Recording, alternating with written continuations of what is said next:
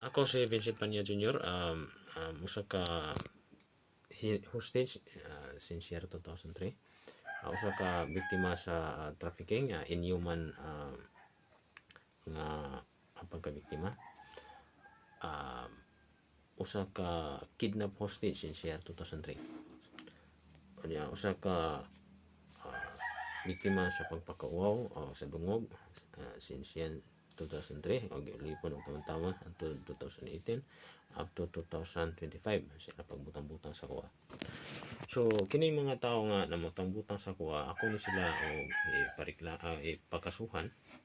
Unya kini mga nasa gobyerno nga nagsige record batok sa kuha, mga binastos, bisan na rape, pasakaan ako ni sila kasog administrative criminal, conspiracy of kidnapping, human trafficking, perjury pa yun, with libel and moral damages of 22 years,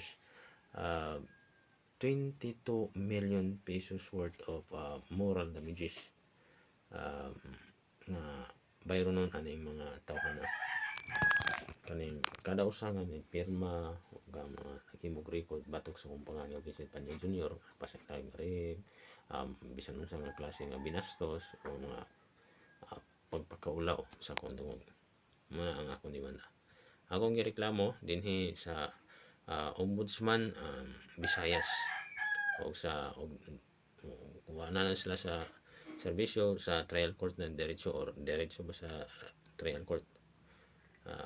Na may mga abogado na bugar na ako na silang pagkasuhan pasakaan og kaso kay mga abusado nya ganay po mga babae nga gipangabusuhan nila, mga negosyante ang mga nagbayad sa kwarta, ganay mga bugoy nga gipang suhulan pa namang song sa kabalayan, ipadakop po na ako sila tanan kay po dili sa Bohol wa jud may respeto nga gihatag ang mga tao o gobyerno dire sa kada usa.